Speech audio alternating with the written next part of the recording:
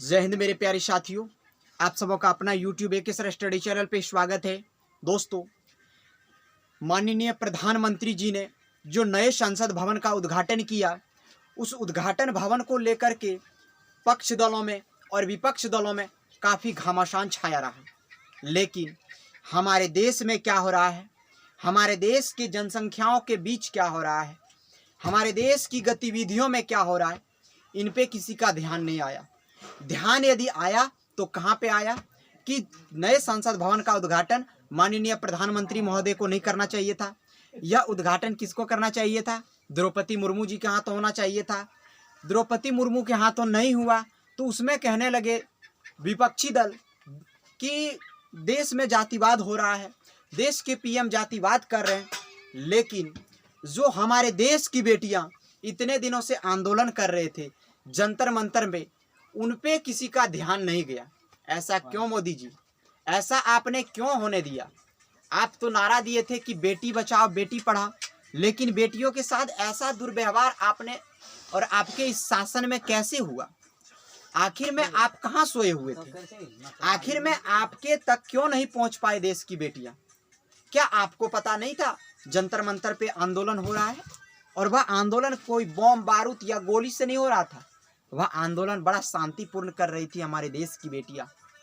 और आप कहते हैं कि हमारे देश की बेटियां सुरक्षित है। कहां से सुरक्षित है? दिखाइए जरा। जंतर मंतर में जो बेटियों को घसीटा गया, उनके हाथों में देश का ध्वज था, तिरंगा भी था, उस तिरंगा को भी खींचा गया।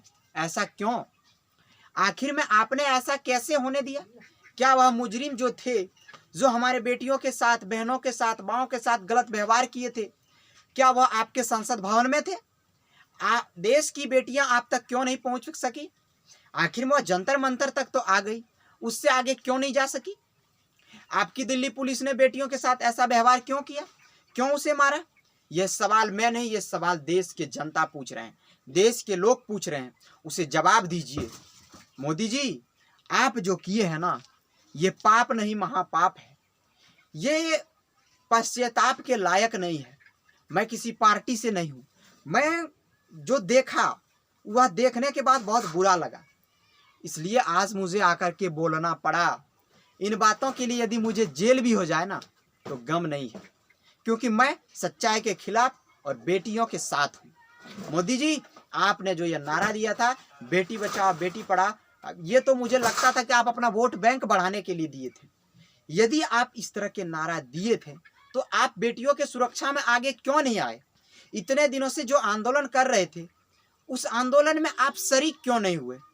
अन्य किसी कार्यों में आप तो तुरंत शरीक हो जाते हैं।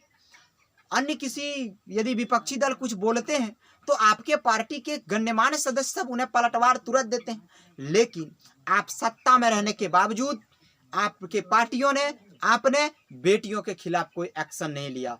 ये बर्दाश्त लायक नहीं है। मोदी जी, आप अपनी करनी का सजा अवश्य भुगतिएगा। जय हिंद, जय भारत।